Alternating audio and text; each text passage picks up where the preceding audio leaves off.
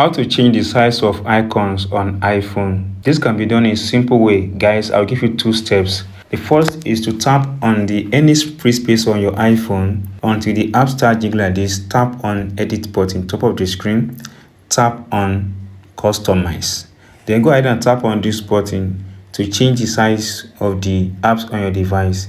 This will take away all the names of that apps on your device. You can see the size has been changed and the name of the apps has been taken. When the app size increases, the name of that particular app will disappear. So tap on it again to reduce the size of this app, and the apps and the names of those apps will come up again. Now the second step is by going through the settings option. Tap on it.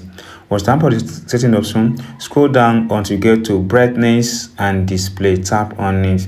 Now scroll down to the base of this page until you see display zoom. Tap on it.